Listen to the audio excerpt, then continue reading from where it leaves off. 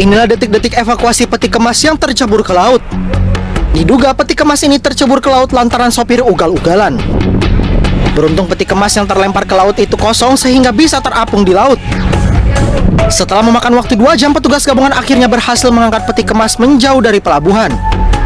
Lantaran kondisi ringsek, peti kemas tidak bisa digunakan lagi. Akibat keteledoran dari sopir truk yang membawa peti kemas kosong dari luar pelabuhan mau dibawa ke dalam pelabuhan, melewati dermaga, ada tikungan, ya mungkin kecepatan mungkin agak sedikit tinggi sehingga peti kemas lepas dari lock chassisnya sehingga terguling ke dermaga, langsung terjun ke laut. Pasca kejadian, sopir dijatuhi sanksi otoritas pelabuhan. Sopir truk disanksi tidak boleh beroperasi selama 1 bulan penuh. Selamat malam, apa kabar pemirsa? Informasi evakuasi peti kemas tadi menjadi pembuka kita di iNews Prime. Kami juga akan hadirkan perkembangan kasus penahanan Brigjen TNI Junior Tumilar yang ikut dalam kasus sengketa lahan warga kontra pengembang. Saya Abraham Silaban.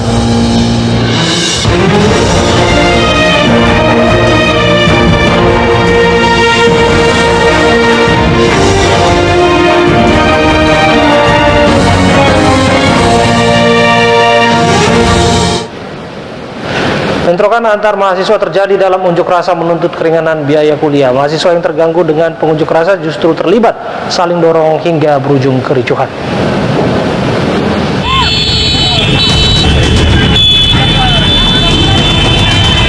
Kericuhan mewarnai aksi unjuk rasa puluhan mahasiswa Universitas Islam Negeri Sumatera Utara Selasa siang. Dalam aksi ini, massa menuntut 2 hal, yakni pemotongan uang kuliah di masa pandemi serta perpanjangan masa pembayaran uang kuliah. Unjuk rasa berlangsung ricuh lantaran pihak rektorat tidak bersedia menemui mahasiswa. Massa yang telah tersulut emosi kemudian menyegel pagar kampus dan mengakibatkan mahasiswa lain tidak dapat memasuki area kampus. Bentrokan pun terjadi antara massa aksi dengan mahasiswa yang tidak terlibat unjuk rasa. Bukan gitu, memperbaharui keputusan Menteri nomor 515, 2 variabel. Yang pertama yakni memberi potongan kepada mahasiswa UIN Sumatera Utara, dan yang kedua yakni memberikan perpanjangan uang kuliah kepada mahasiswa UIN Sumatera Utara. Para mahasiswa ini mengancam akan melakukan aksi yang lebih besar jika pihak kampus tidak menanggapi tuntutan mereka.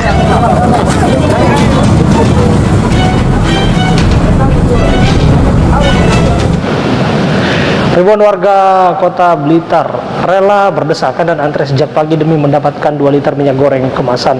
Warga rela berdesakan karena khawatir takut kehabisan stok minyak goreng.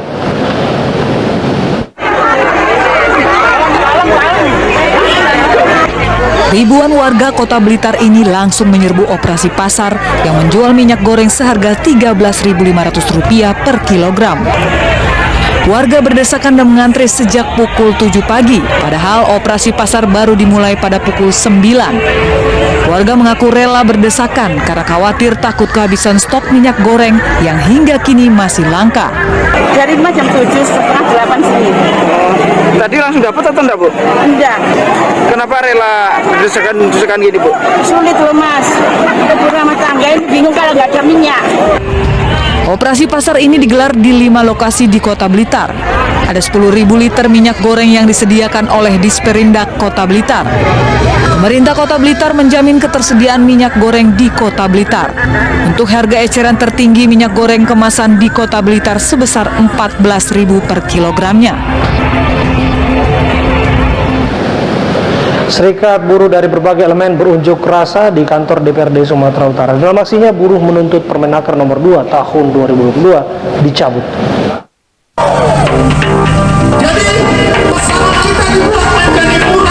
Unjuk rasa menolak Permenaker nomor 2 tahun 2022 digelar Serikat Pekerja Buruh di depan gedung DPRD Sumatera Utara Rabu siang. Dalam aksinya, buruh meminta peraturan mengenai pembayaran jaminan hari tua di usia 56 tahun segera dicabut. Sambil membentangkan poster dan spanduk, buruh berorasi menyampaikan tuntutan terhadap kebijakan-kebijakan pemerintah yang tidak. Kami menyatakan bahwa kami akan terus melakukan perlawanan terhadap Permenaker ini sampai Permenaker ini dicabut. Kami tidak setuju wacana Presiden Republik Indonesia, Presiden Jokowi yang menyatakan bahwa Permenaker ini akan direvisi. Kami meminta. Dalam unjuk rasa ini, buruh membubuhkan tanda tangan penolakan terhadap Permenaker nomor 2 tahun 2022 dan meminta Presiden mencopot Menteri Tenaga Kerja Ida Fauzia. Usai diterima anggota DPRD Sumatera Utara, buruh membubarkan diri dengan tertib. Aksi berjalan damai dengan mendapat pengawalan polisi. Unjuk rasa menolak peraturan jaminan hari tua juga berlangsung di Bekasi. Buruh menggeruduk kantor BPJS Ketenagakerjaan dan menggelar orasi.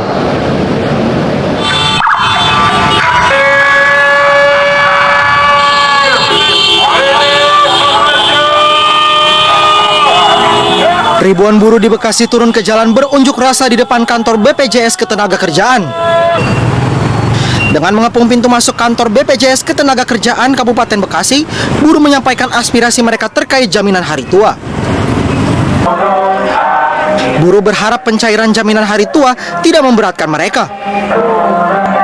Meski Presiden telah menginstruksikan revisi, buruh menuntut agar pemerintah membatalkan seutuhnya peraturan jaminan hari tua. Kemarin kita sudah membuat surat kepada Presiden Joko Widodo ya, agar merubah peraturan menteri tersebut, dan syukur alhamdulillah Pak Jokowi kemarin telah membuat statement tolong direvisi. Nah, kami menginginkan dua hal dalam revisi tersebut. Yang pertama, sekali lagi cabut peraturan Menteri Ketenagakerjaan nomor 2 tahun 2002 tentang jaminan hari tua. Yang kedua, jalankan kembali Permenaker nomor 19 tahun 2015. Buruh berharap momen revisi Permenaker nomor 2 tahun 2022 menjadi ajang pembuktian keberpihakan pemerintah kepada buruh. Dari Kabupaten Bekasi, Jawa Barat, Didit Junaidi, iNews melaporkan.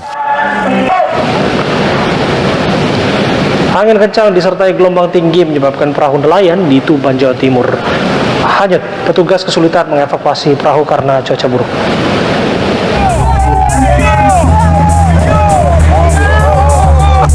Evakuasi perahu nelayan yang tenggelam di Tuban membuahkan hasil. Petugas TNI Polri dibantu relawan kesulitan mengevakuasi lantaran posisi perahu sudah menjauh dari bibir pantai ditambah cuaca masih buruk. Angin kencang disertai gelombang tinggi menyebabkan perahu pecah dan hancur. Perahu yang sedang bersandar disapu ombak setinggi 4 meter. Pas waktu sebelum kejadian itu memang posisi ombak itu besar dan angin kencang. Jadi mengakibatkan jam 1 malam itu kapal mengalami tenggelam. Menghindari peristiwa serupa, nelayan-nelayan terpaksa mengungsikan perahu mereka ke aliran sungai. Pimpinan Partai Perindo bersama 4 partai non-parlemen menggelar pertemuan di Pelataran Menteng, Jakarta. 4 partai tersebut adalah PSI, Hanura, PBB, dan PKPI. Pertemuan untuk menjajaki komunikasi antara parpol non-parlemen dalam rangka menyambut Pesta Demokrasi Pemilihan Presiden 2024. Perindo sebagai partai terbesar non-parlemen 2019 akan terlibat secara aktif dalam pencalonan presiden dan wakil presiden mendatang. Terima kasih, Bapak. Dan kita sudah bergabung bersama dengan Anissa Dasuki. Anissa, bagaimana jalannya pertemuan partai? Saat ini pertemuan partai-partai non-parlemen masih berlangsung di kawasan Menteng, Jakarta Pusat.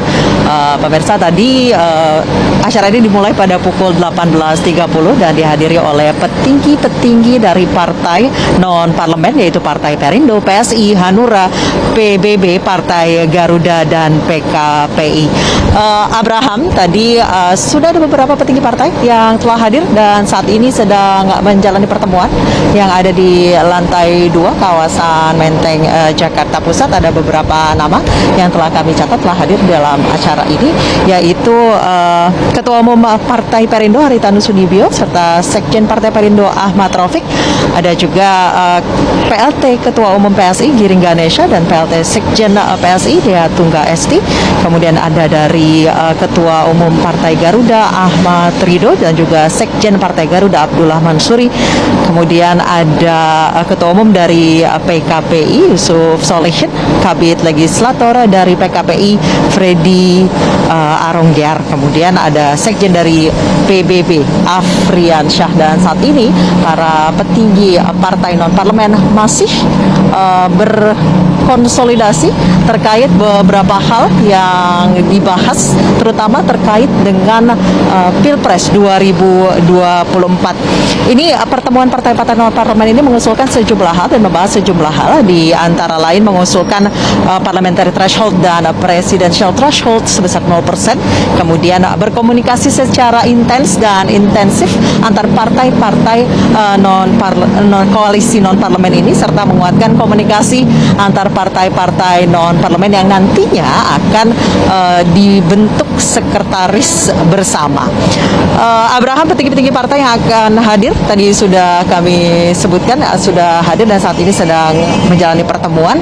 Abraham, seperti kita ketahui, koalisi partai-partai non-parlemen ini jika disatukan memiliki kekuatan sebesar 9,7%, dan nantinya koalisi partai ini akan menyusun visi dan misi bersama, terutama untuk Pilpres 2024.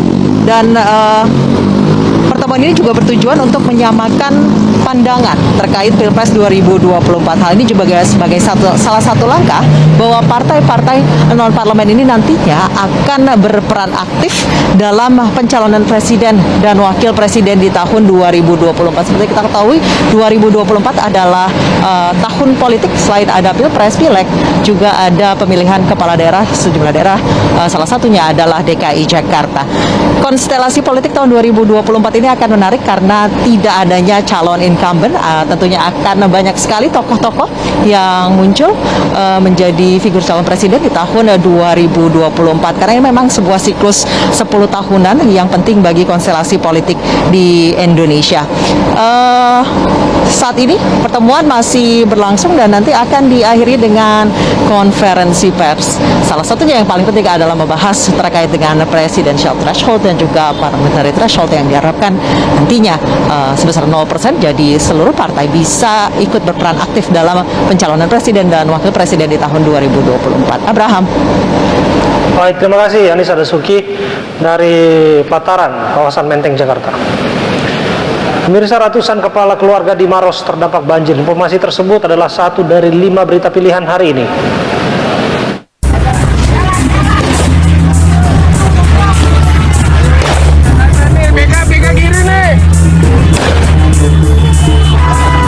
Belasan pelajar ini nekat saling serang dengan petasan di Kampung Sasak, Kabupaten Bekasi, Jawa Barat.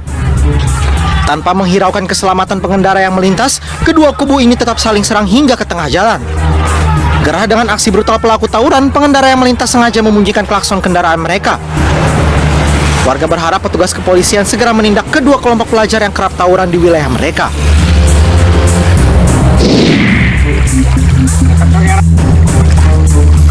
Warga Maros, Sulawesi Selatan ini terpaksa menggunakan sampan untuk beraktivitas. Banjir sudah melanda wilayah mereka selama 3 hari dengan ketinggian mencapai 2 meter. Tingginya air yang merendam permukiman warga ini juga disebabkan oleh intensitas curah hujan yang cukup tinggi. Banjir juga diperparah setelah meluapnya Sungai Maros dan Sungai Leko Pancing yang mengelilingi desa Bontomatene. Kondisi warga saat ini mulai kekurangan obat-obatan dan sembako. Diketahui jumlah rumah yang terdampak banjir di Dusun Kampala, Desa Bontomatene, Kecamatan Marusu, Kabupaten Maros ini terdapat 400 rumah dengan jumlah kepala keluarga 700 orang.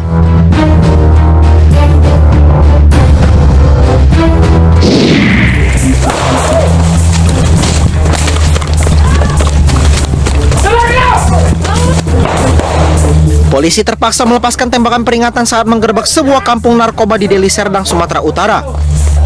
Pasalnya 3 pria yang diburu petugas berlari ke perkebunan sawit.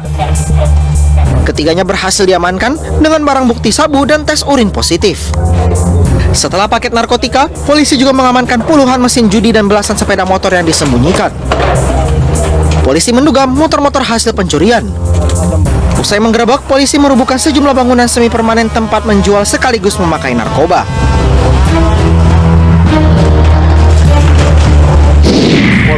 Mobilnya tiguling, palit, supirna nyengsle di hulu mobil. Sopir truk naas ini terjebak di tengah derasnya Sungai Cijurai yang meluap di Majalengka, Jawa Barat.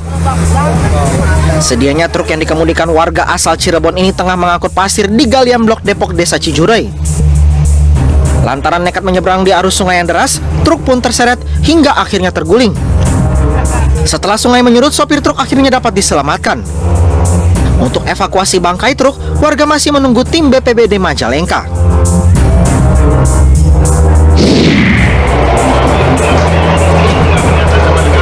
Ini kayaknya dipadamin ya Pak Ahmad. Api berkobar hebat dari dalam pabrik kimia di Cilegon, Banten dini hari tadi. Petugas pemadam kebakaran yang datang ke lokasi mendeteksi adanya kerusakan pada pipa reaktor ke tabung kristalisasi pembuat bahan polyester. Diduga ledakan berasal dari kebocoran pipa reaktor tersebut terlalu panas sehingga terjadi ledakan dan adanya api. Polisi kini tengah menyelidiki penyebab pasti ledakan itu. Dianggap bertindak di luar kapasitasnya dan menyalahi kewenangan, Brigjen Junior Tumilar ditahan. Kami akan membahasnya bersama Effendi Simbolon, anggota Komisi 1 DPR, dan salah satu warga Bonjong Koneng, Pak Lulu, sesaat lagi.